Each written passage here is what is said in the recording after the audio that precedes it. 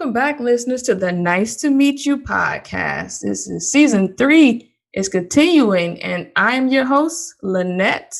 And this will be episode 43. We're getting awfully close to 50. I can't believe it. It's almost a year, and we're getting awfully close to 50. And so today is the first time. I'll say this is the first time I've interviewed a cousin, and she's my first cousin. So I'll be speaking with my first cousin, Allison Williams.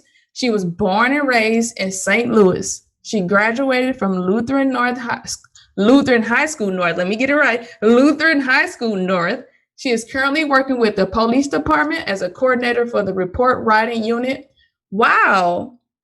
Get that, y'all. While she is working on her master's degree in clinical mental health counseling with a specialty in marriage and family counseling.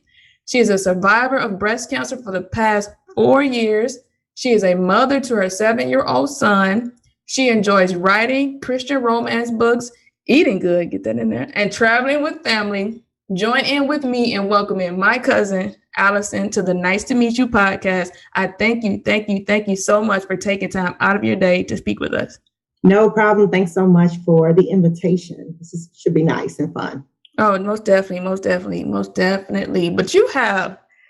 just reading this, you have a lot going on. So I don't even know where to start, but I think I want to start with the police, because that's the hot topic that's in everyone's mind on the TV, just the injustices that are the unfair treatment that people feel. I can't say everyone feels like, but that some people feel towards Black people or people of color. So it's a 2-part question. So first, can you kind of give us a brief overview, like coordinator for report writing, like we might not kind of know what that means. And then second, with the high profile cases and the things that are going on, you working at a police department, like how has it been for your job, or how has the atmosphere been around you? So 2-part question. Okay. So to tackle the first part question, what I do is when the officers go out to the scene, they collect all the information from the victims, sometimes suspects, any witnesses that are on scene. And then what they do is they'll contact me in my unit, and they will give me all that information and put in the national database system. Mm-hmm. And so anyone who comes to grab a copy of a police report, my unit is the one who types all that information up for that officer. As a coordinator, I am like the supervisor over the entire unit. What I do is I read through all the reports, make sure there are no errors in them, make sure that everything is consistent and that it flows, as well as, because a lot of people see these reports. So not just civilians who come and get a copy of an incident they were involved in, but these go to lawyers, these go to courts, family court, juvenile centers, probation officers. So that's my role in that for the police department. Now, this is a very interesting question. Okay. And it's interesting because it's one of those things where a lot of my coworkers, we talk about it because, for one, when you are Black and you work for the police, it's like you get it on both sides. Okay. And it definitely is a challenging position. The first incident for me, I've been there since 2008. And the first incident for me was Michael Brown. And I remember when we came to work, the first thing that they told us, they said, your shirts, they say police, they say St. Louis County on them. Do not wear them out in public. I understand. Because people were attacking police officers. We had a few security guards that were attacked, that were walking by themselves on the street. We had civil unrest in the streets of Clayton and Ferguson. And so on one side, you are thinking about every person, Black male that you know. I have a Black brother. I also have a Black nephew. I have a few Black nephews. And so two Black brothers. Sorry about that. So as I'm thinking about it, I'm envisioning my brothers being there laying on the street for 4 hours. Mm-hmm. But at the same time, I'm wearing this shirt to work that says police, and you get people who are looking at you crazy. And I mean, I had people come to me, and it never got to a point where I felt threatened, but I had people come to me and say things people I didn't know, when they would see me out with my police shirt on during this time. And so, it's definitely challenging. It really is. you have mixed feelings. Yeah. At the same time of saying, I want all my Black brothers and all my Black family member to come home at the end of the day. And now it's them, not even just the Black brothers. We got women in there too. Yeah. So I want all my family to come home. But at the end of the day, you grow these relationships with the Blue. And I want my Black Blue family to come home at the end of the day too. And so it really is a challenging position that we are in.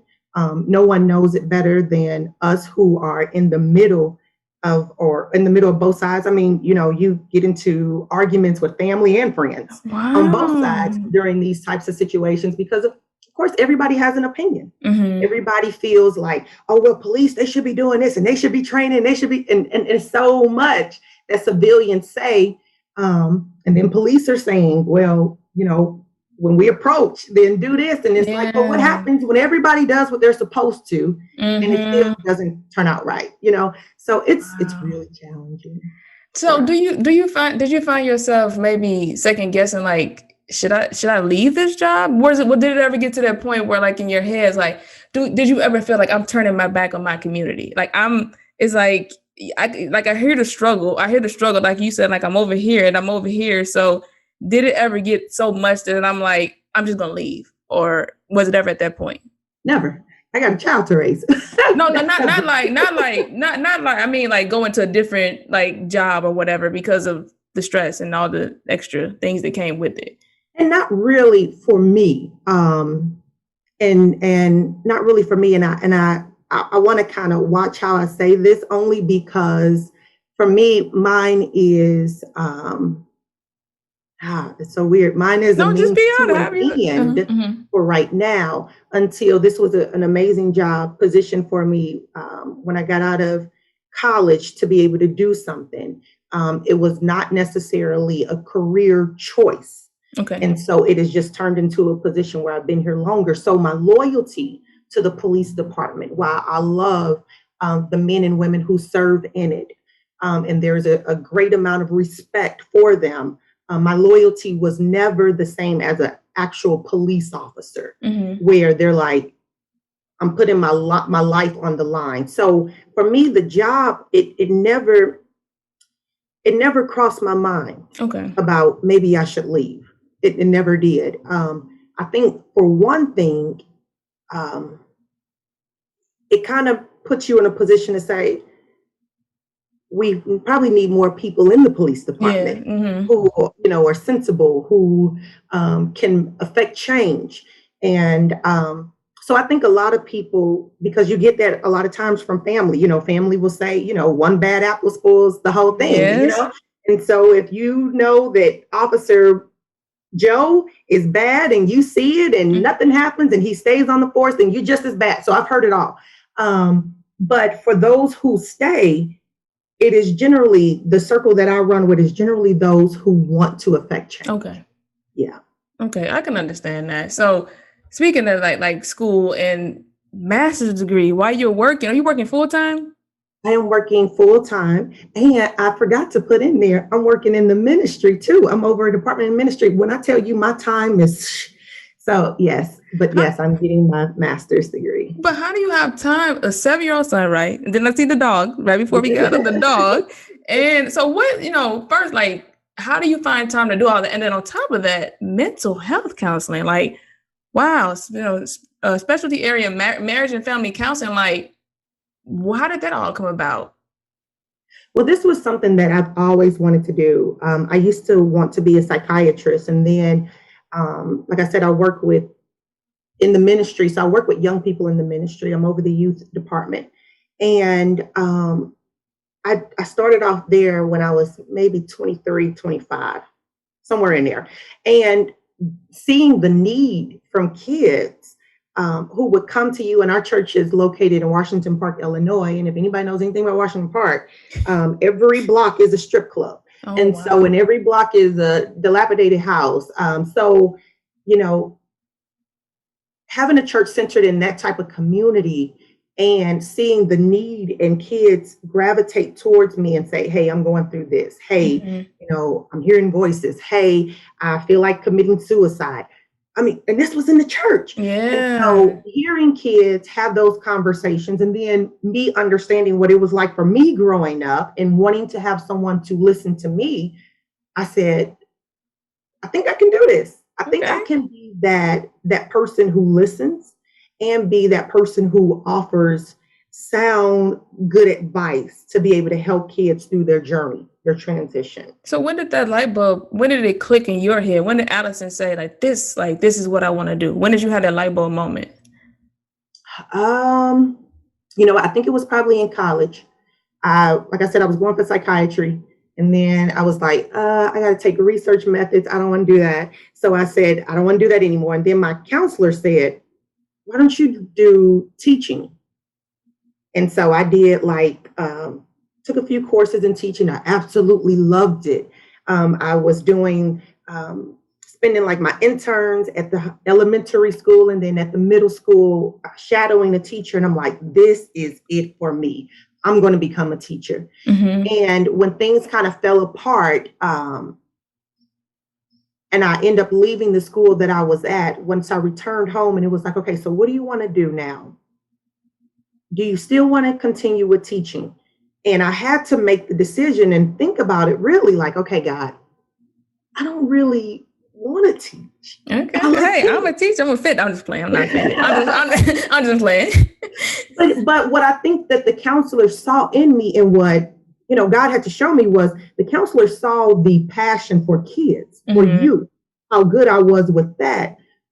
But I just wasn't a teacher. And that was okay. Now I'm good at it. I teach, but I'm very good at it. But to see myself doing that every day and not being able to reach kids in the capacity that I want to. Yeah. Like a teacher, you can be a mentor and you can help to a certain extent, but after a while you have to refer out. Yeah. And I wanted to be the person that they refer to be able to help the young people. And I feel like, go ahead, I'm sorry. No, I'm good. Go ahead. I feel like those positions are tied to one another because I feel like when I get into the classroom, I'm going to kind of be a therapist because you're going to hear these different stories and I can't even, because I'm almost there, a few weeks I graduate, I'm almost there. And I just the stuff, the things that I know now, the things that sometimes where the child has to do is basically be in control of their education, like totally, like no one checks on them. They're 6 and 7, I'm teaching first grade, 6 or 7 years old, and they have to worry about making sure they're logging into this computer, going to all these different platforms, on top of that, feeding themselves, dressing themselves. It's just so many things that you see the kids have to deal with. And I'm like, I feel like, I keep myself in counseling myself because I feel like we have to make sure we're in a good mental space ourselves to be able to help someone else. So I just feel like those fields are tied to each other. And so I get what you're saying, like the field that you're going into, I think that we'll be working hand in hand because you'll be the person that I'll be seeking out if little Johnny is like acting up and just tearing the classroom up. And, I want to get behind the reason why, because I can't really stop my teaching my lesson and devote all that time to get the background story. And while little Johnny is tearing up my classroom, I want little Johnny to stop tearing up my classroom. Right. Yeah, so I understand. I feel like they go hand in hand, but kudos to you. I think for me that in my head, I'm going to teach for like 2 years. And then people keep saying, because like I said, I'm in therapy and my therapist says that you will make a really good counselor. And I was like, I feel like how this podcast came about because I'm a good listener and I listen to people. And I feel like maybe one day, I'll join you in your field. We'll see how it goes. But I commend you for that. And I feel like your job is preparing you for that, your ministry, you working in the church, all of that. Have you ever looked over your life and thought about the things that you've done up to this point has prepared you for this? First off, Lynette, don't even go there, honey, because yes. Okay. Yes. I mean, and it's so amazing how, like you said, when you actually sit down and look at things and you see how God was always ordering your steps, how God was always aligning things to make sure that where you end up in life, or, it all has a reason. It all has a reason to be able to pull you to what the plan is, the mission that he has for you to carry out. So yes, every time I look at things and I see, okay, because I went to a college for 3 years couldn't afford to go back for the fourth year. I mean, completely devastated. My mom kept saying, there's a reason that this is happening to you. Now, who would know that? And it was definitely over 10 years ago when that situation happened. But now I'm getting my master's, and sometimes you'll kind of look at it. The devil will, I hope this is okay for your podcast. Yes. But sometimes the devil will trick you to thinking about the time, in your 30s. Look at you just getting your master's. I just stayed the course, you'd been finished. All this foolery that happens, but understanding that you are right where God wants you to be at this moment for whatever reason.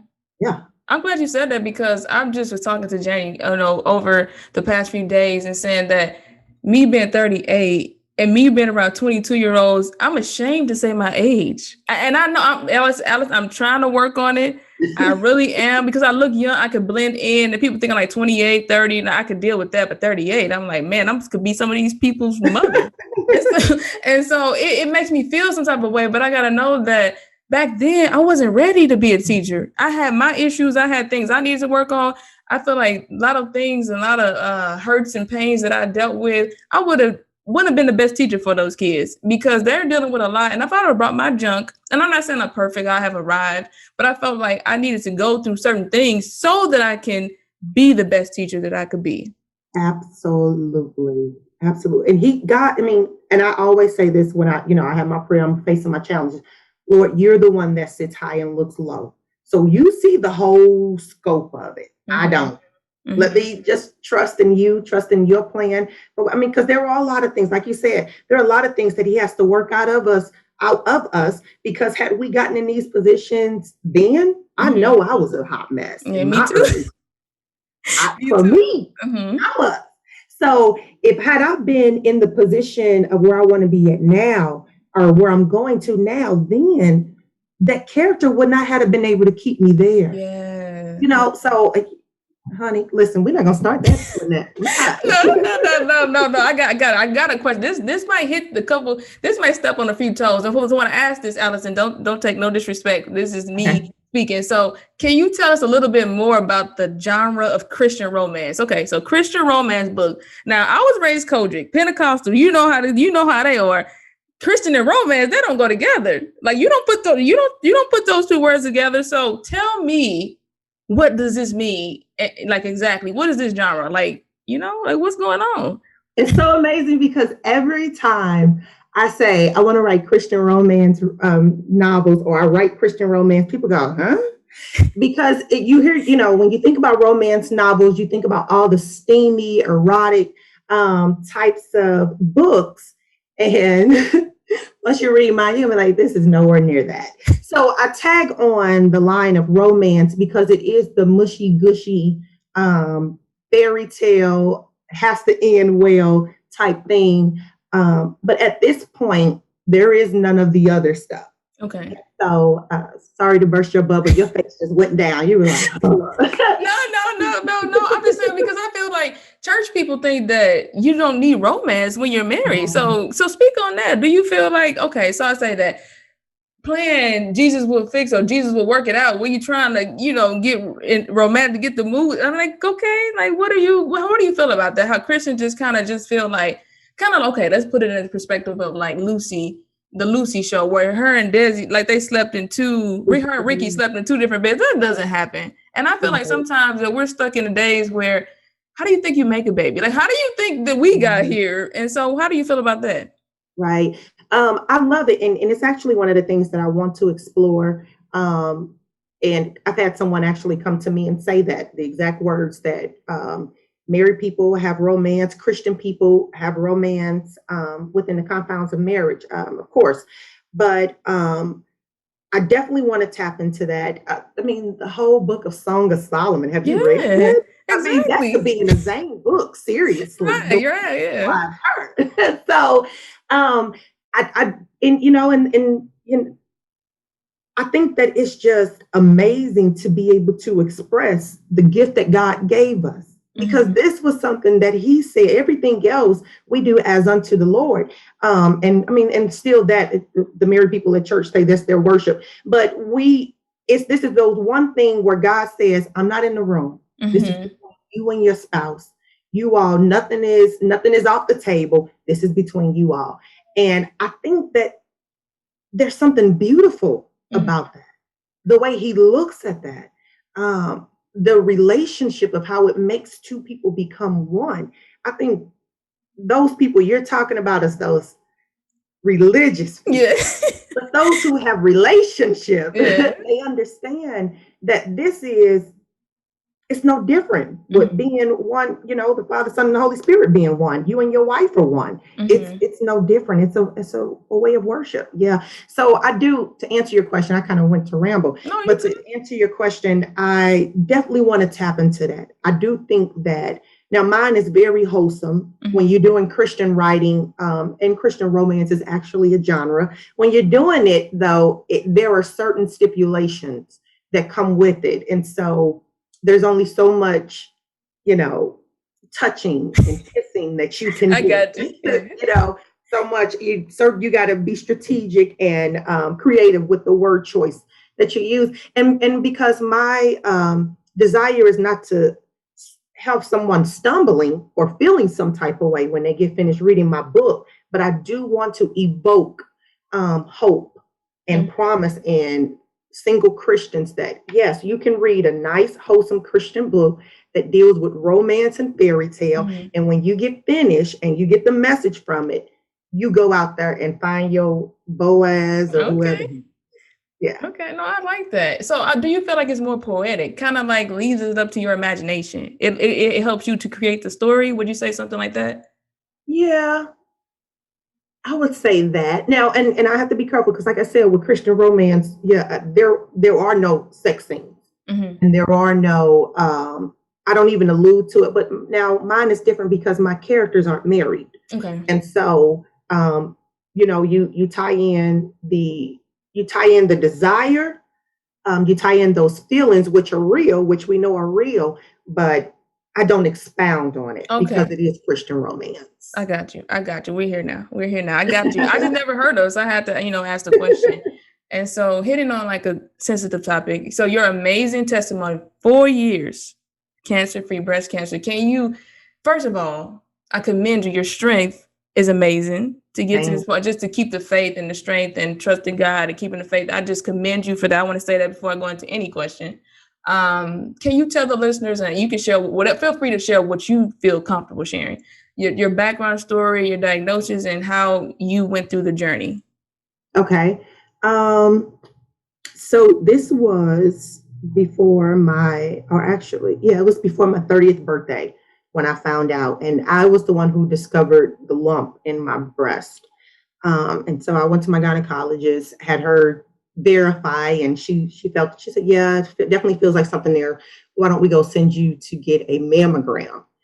And then from there, I went and got a mammogram. From there, went and got a biopsy. And it just really seemed like from that initial moment, things were like speeding by. Even when I tried to retrace the steps, I can't remember everything because it was going so fast. I mean, when you call and make a doctor's appointment, we're booked until, no, it was none of that. It was, we felt the lump, you were in here. All right, we'll see you tomorrow. And it was none of that. Can you check your schedule and see if you have time? We'll see you tomorrow at 12 for your biopsy. That's what it was. And it was so fast. But after I did it, my oncologist, she came in and she spoke with me. I had my family there with me, and she spoke with me, and she said, because of your age, I just turned 30. Because of your age, you have type 2 breast cancer, and we're going to put you on the most aggressive treatment because of your age. And I'm thinking, what is the age that they're looking for? I don't mean to cut you off, but what is the age that they're looking for that they wouldn't do that? They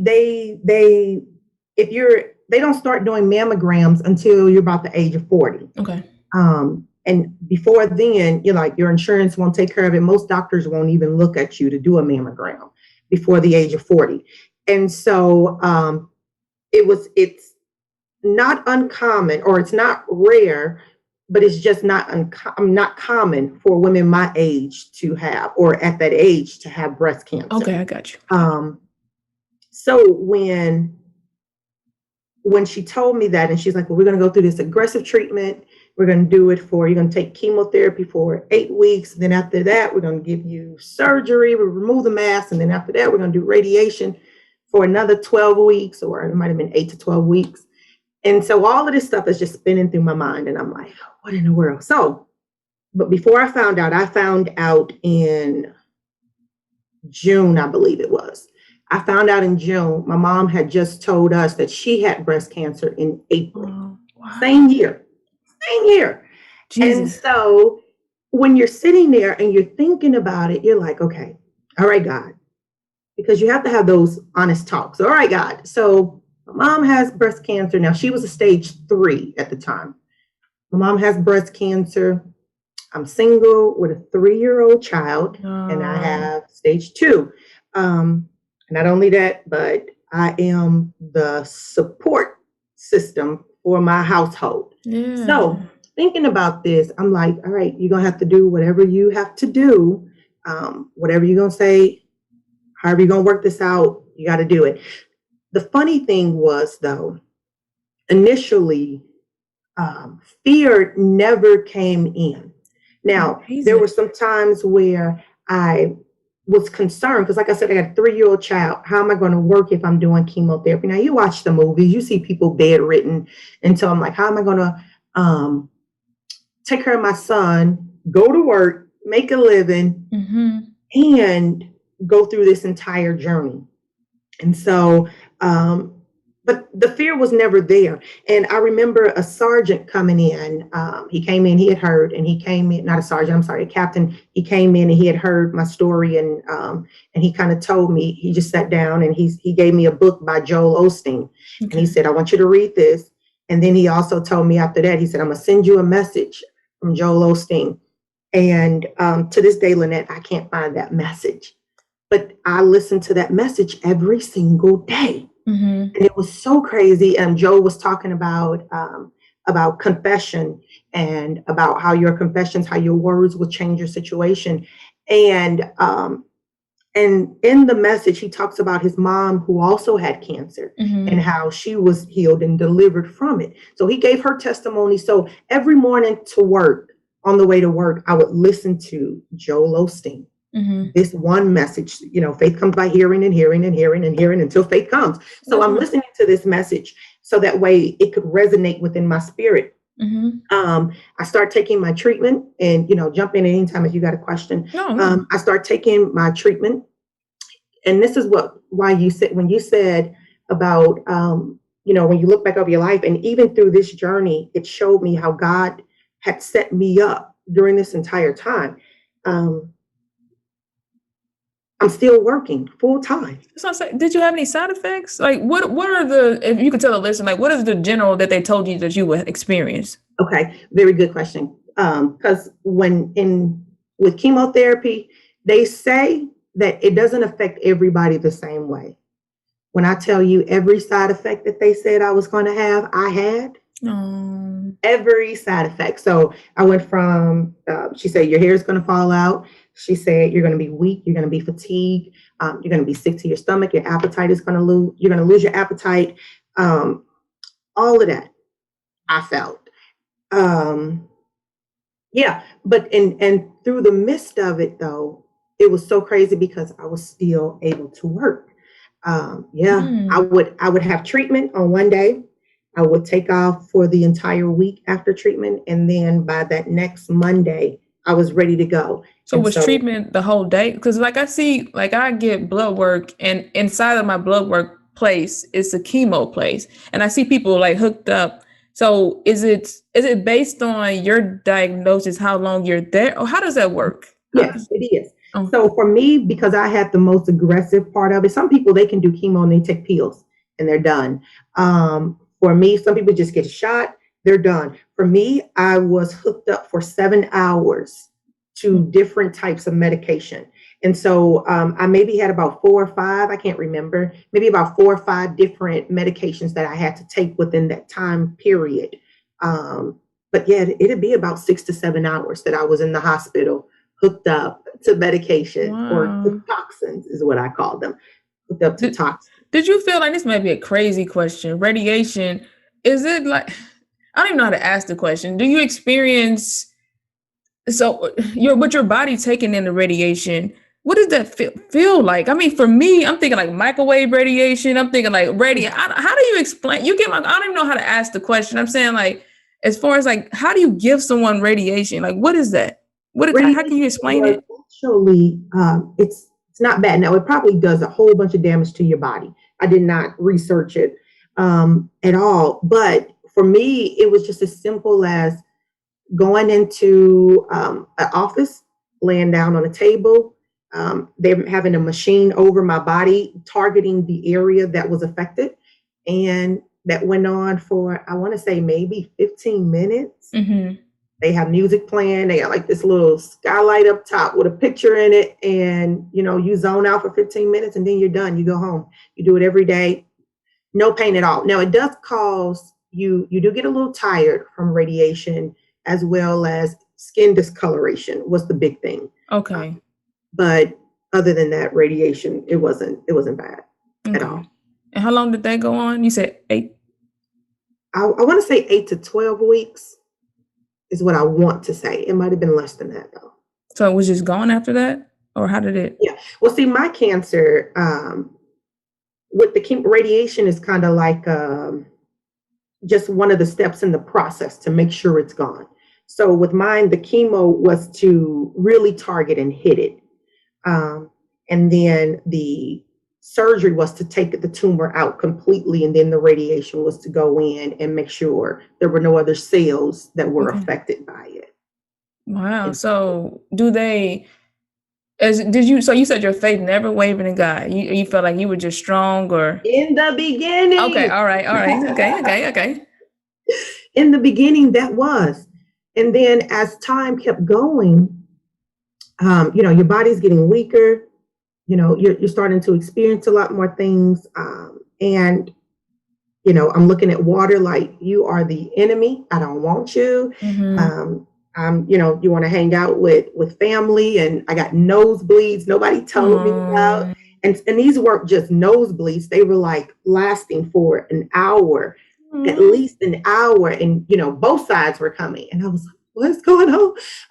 Hospital visits in between treatments, there were a few things, dealing with, the always nauseated, the pain that goes through your body. They give you a medication that's supposed to help rebuild your white blood cells. And so going through that and the pain in your body, always being, with a 3-year-old child, always being tired. And he's like, Mommy, do you want to? No, I can't. I can't. So it was definitely draining. And after so long, I had started treatment in August. And then by November, Lynette, I was over it. I was over it. And I called my pastor, who is my dad. I called him and I said, I don't want to do it anymore. Mm-hmm. And he came over to the house and we're sitting there talking. And he goes, babe, you didn't have to do it in the first place. Wow. And I said, okay, so I'm not taking my last 2 treatments. And he was like, be it unto you according to your faith. I said, okay. So I believe that I am healed right now. I believe that I don't have to do this and I won't have to worry about this anymore in my life. I said, I'm done. And, I go to the doctor and she's like, I don't think you should. And, your age, if it comes back, it's coming back 4 times or 10 times worse. And I'm like, I'm done. This enemy we see today, we will see no more. Yeah, right. Okay. I'm done. So yeah, I skipped out on my last 2 treatments. And then from there, I did do surgery and did do radiation. But in between that time, like I said, your body and even your mind. And that's why it's so important to renew your mind daily. Amen. Because there are so many thoughts that go through your mind during this. And I just remember I remember a newly promoted sergeant. She came to the precinct that I was working at, and she told me about a Christian romance writer, Vanessa Miller.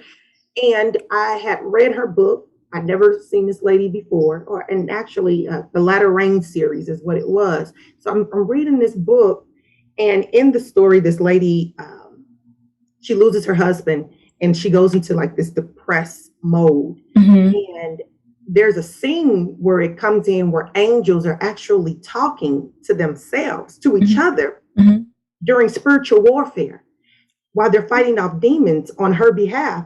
And the angel is, he's losing. And he's like, I could win if she would just open her mouth. Wow. If she would just confess something different, we could win the fight.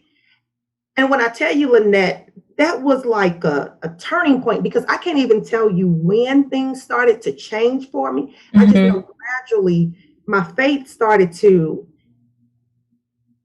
my thoughts. Yeah. Your mentality changed.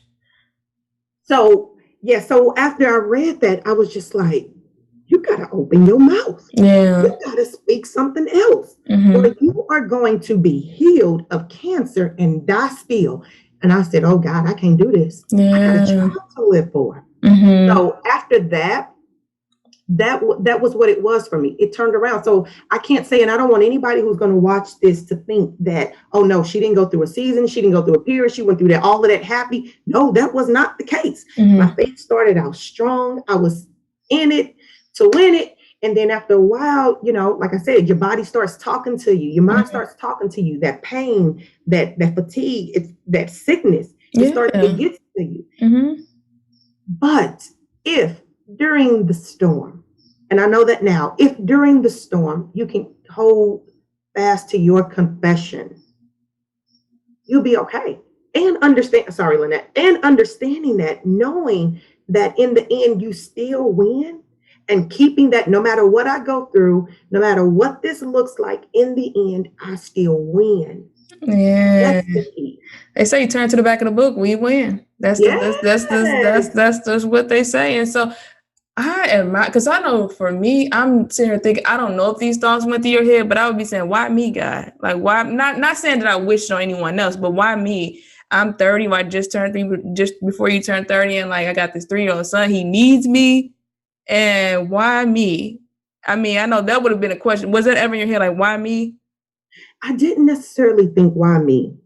I thought, why now was my question. Okay, Lord, if you want to do this, I'm okay with going through the test, but let me be married first. Let me at least be at least 56 first. Yeah. Like, let me have a few things in order before you put this on me. That was my thought. It wasn't ever why me, but it was just why now. Okay. Why does this have to happen now? Because, we know, T.D. Jakes said that once before, we know that life is going to happen. It's a roller coaster. It's going to go up and down. You're going to have your moments where you're down. And so I knew it was just a down moment. I knew it was something that I had to go through for whoever. The fact that I had to go through it. And there was another why now. I got to go through this with my mom. Yeah, man. Yeah. Like, she's in the other room throwing up. Yeah. Like, what is that? So it was always a why now that brought so much. No, I can understand it. Then you got to think about your family members seeing you, and for me, it's like they probably just want to take the pain away from you. Someone probably want to carry it a little bit for you. Can I carry some of it? Can you give a little bit to me? Some days that you're not, and I can imagine like what Alita was going through, and your mom. Your mom. So let's say, like, let's just put this all into perspective.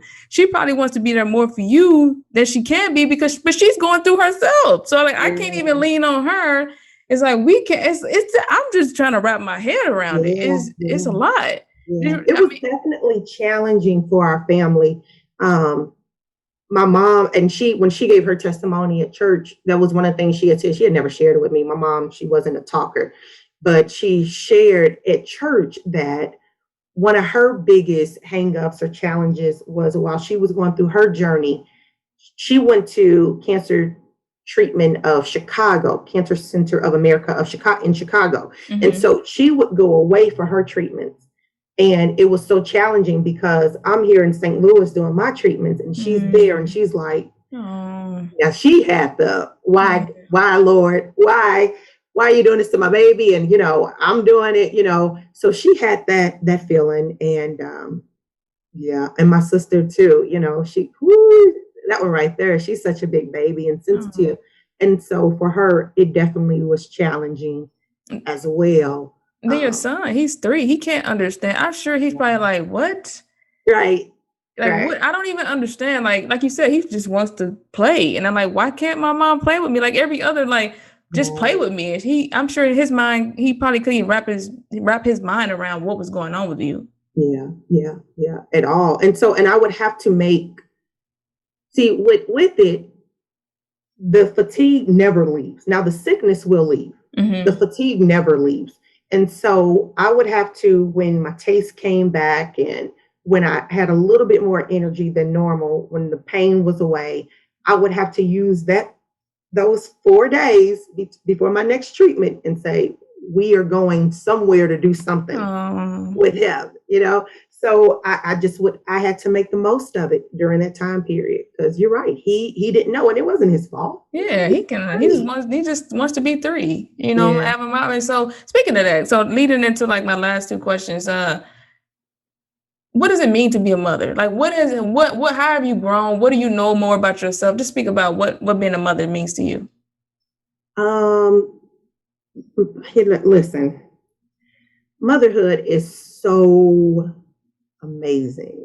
And I just got finished yelling at him not too long ago. So, it's not, roses and such, but it's amazing. When I look at this, I look at motherhood completely different. Motherhood to me is, I am on a mission. Okay. I have been sent to earth with instructions because there's something that this little boy needs to do to change this world. Mm-hmm. And God has entrusted me with it. So I approach motherhood like that. No joke, no lie, not for the cameras. That's how I approach motherhood. So everything I do, and I think it might be the counselor too, everything I do, I'm doing because I'm thinking, I don't want to end up on nobody's couch at 20, when he's 25. Yeah. My mom did X, Y, and Z, and I'm traumatized. Like, I don't want that. And he'll tell you, and I'll say it myself. I am very, very hard on him. I am very hard on him. But with just as much toughness that I give him that much love. I give him that much compassion. It is amazing to be a mother. It really is. He is definitely my joy. My heart. I love that little boy. I do.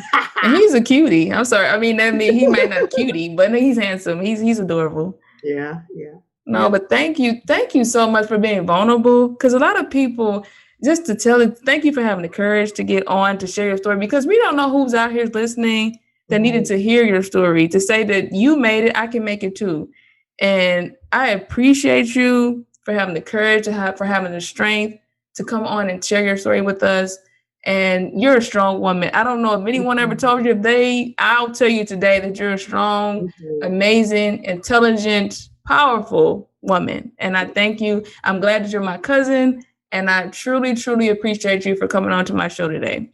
Oh, no problem. Thanks for having me. You're welcome. And before we leave, can you let the people know how to keep in contact with you, some of your books, and how maybe they can purchase them or maybe read them? Do you have any social media handles where they can follow you or anything like that? I am on Facebook and Instagram. Facebook is just my name, Allison Williams. There's 1,100,000 of us in the world. And then my Instagram page. Sorry, I'm no, you're good. You're fine. Like as we go, because I don't know. It's my Instagram thing. But it's Miss A Wheel 18 on Instagram. So you can find me there. Especially if you have any questions. People reach out to me all the time and say, "Hey, I know somebody who's going through cancer. Can you share some encouraging words?" I love to do it. And I guess that's the reason why I went through it. So definitely, if you have any questions, hit me up. So can they read it in your books? Okay, so here's the story. Okay. So with the books, we are at this moment waiting on a publisher to pick up my books. And so they are not out just yet. But when they are out, yes, everybody can purchase a book. And if there's a publisher out here watching this podcast, definitely pick me up. All right, most definitely, most definitely. Hopefully, when you come back, if you have time, when you get the book, you can come back and you can promote your book on the podcast.